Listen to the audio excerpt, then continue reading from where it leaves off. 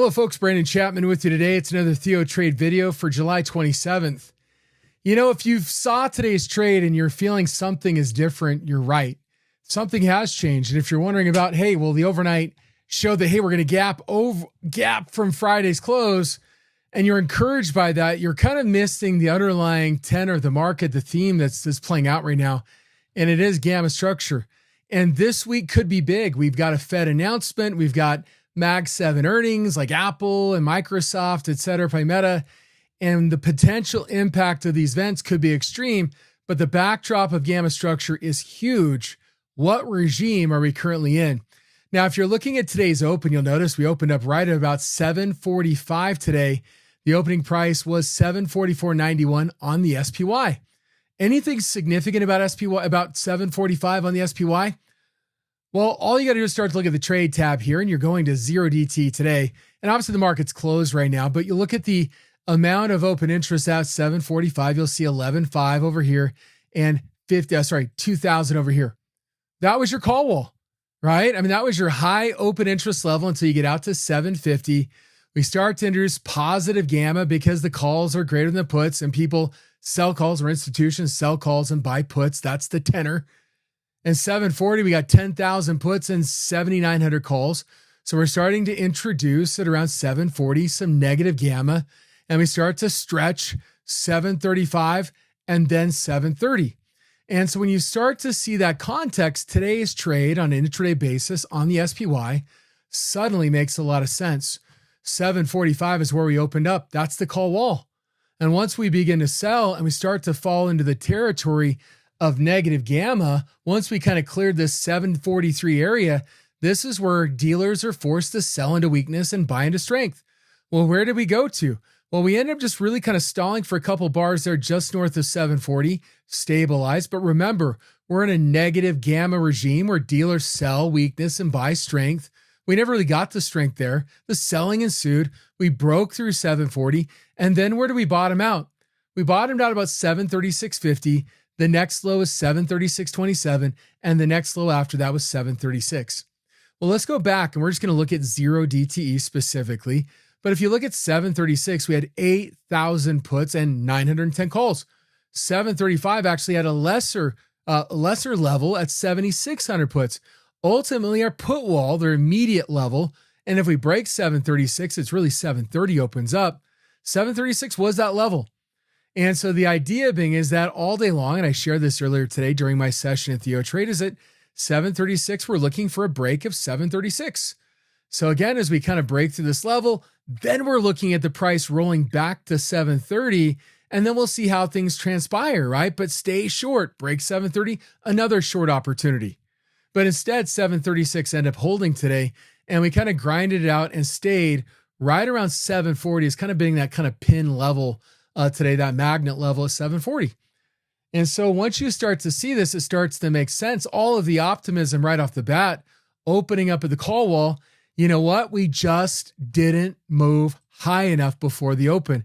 We didn't really get into this territory up here. We have a lot more open interest on the call side than the put side. This creates stabilization. And then suddenly all of these puts out here start to roll towards zero. Their delta suddenly maybe 50 and then going to zero by the end of the day. And then all of a sudden the dealer has to unwind all of their short hedges. And how does that happen? They buy. This creates upward drift, but we never got into that structure that was really going to create a significant amount of stabilization as dealers in this territory sell the rips and buy the dips, stabilize. And that constant drip, drip, drip of puts working their way to a zero delta, unwinding those short hedges because they're short the puts that has a positive delta, all of a sudden creating upward lift. By only opening up at 745 and failing to break, the market was set up to fail today. Inevitably, if you're a bull, if you're a bear, you probably like it, maybe a little unsatisfied from the fact we just came down to 736 and held for the rest of the session. This is the issue for this week. If we go to the end of this week, we're going to Friday's expiration on the 31st, and we start to look at the levels of open interest out here. Things will change, obviously, because open interest is updated end of day. But as we kind of get down into here around the money, Notice that we got 64,000 puts at 740, 23,000 at 735, 34,000, 49,000. We look at the call side, we really don't have the same degree of interest for this week.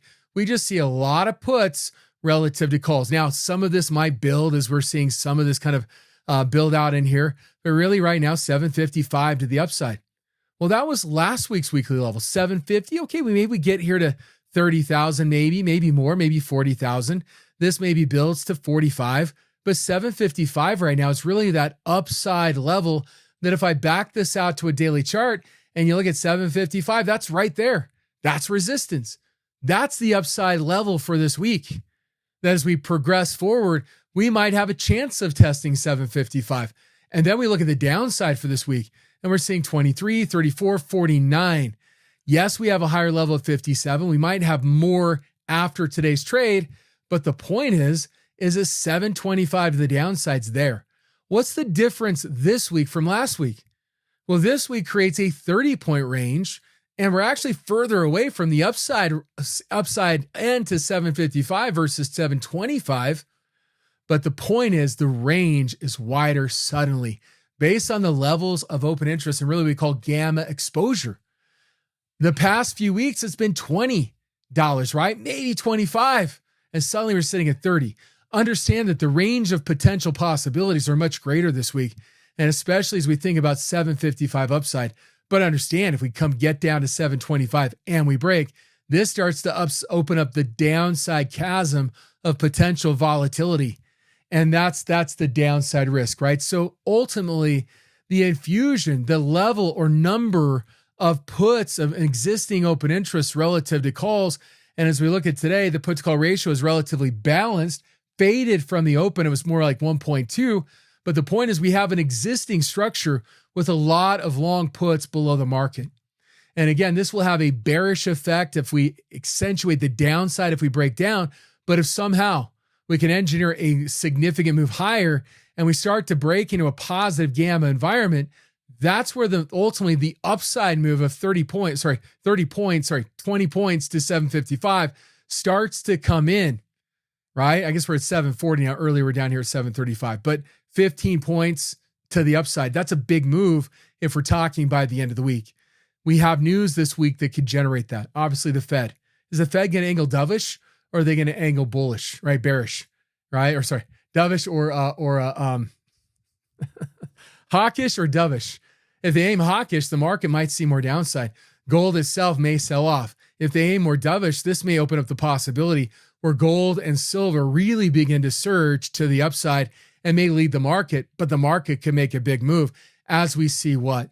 Ultimately, if we can break into positive gamma territory as those puts roll out of the money, as the dealers that are short to hedge, unwind those shorts and buy, this may create a significant amount of movement heading into the end of the week to about 755. And as we look at today's trade for tomorrow's expiration, we start to see a structure begin to build that may help open up that positive gamma structure. And where is it? It really begins at about what? 740, right? We start to get down here, the volume on the put side, volume on the call side, pretty balanced. And 738 and below, this is where puts volume today really outnumbers the call volume. We're probably going to see a lot more put interest than call interest built. But at 740, earlier today, it was closer to 745. Now we're starting to build maybe as we see what happens to today's volume as it translates to open interest tomorrow. This is where we start to see, okay, can we start to build a positive gamma story north of 740? And yeah, we know the end of week information, right? We know where we stand the end of week. But one day to expiration has much higher gamma potential than out here. And even at this, we're not going to end up with, we got 64,000 puts at 740, right? We may have to 20,000 here. Maybe those 43,000 are closing interest and we end up with like 21 or 30. The point being is we're starting to build some positive gamma just above the current price at around that 740 level. So tonight, right? The news overnight with regards to what's going on in the Persian Gulf, what happens with forward/CL oil, right? Oil saw a big drop today, but guess what? Didn't exactly help the S&P 500 as it faded from its highs, as oil also finished at its lows. So at the end of the day, the question being, can we gap up into a structure that is supportive. And that topside wall now is closing in as we start to approach some heavy data coming up on Wednesday and Thursday of this week. And if you look at today, Nvidia down 5%, really we're seeing is kind of a reversal in that dispersion trade where they're basically buying calls. Well, today, certainly they saw a lot more puts being bought on Nvidia, 0.6. This was about 0.75 earlier in the session. And as we look, they're selling a lot of calls and buying more puts today. Again, we're seeing a lot of calls traded, but really a lot more calls being sold. The dispersion trade reversing just a little bit. Stocks down 4%, pulling down XLK, XLU getting pulled lower, XLE because of the sell-off in energy. But really staples up there. We're seeing a defensive rotation. We're seeing gold outperforming the S&P 500 pretty broadly. The best case really for this week is a weak dollar. It's going to take a dovish Fed, and it's going to take the price of the market generally getting into those positive gamma territory that can stabilize the price that 745 was really incapable of today. We're going to need that. Now, maybe 745 is enough tomorrow, but for today, it wasn't. 740, we may start to build. So you got to check that before the open tomorrow to see where those gamma levels are. But we're seeing those call wall coming down here. If we kind of break into this territory, we might have a chance to stabilize. And those puts, as they go out of the money, as the delta of those out of the money puts goes towards zero, market makers, dealers having to buy back their shorts, their cover that are hedging those short puts of theirs, they're going to create upward drift. It's going to take news. It's going to take some positive, and it takes price breaking into a positive gamma area for the market to create that upward lift.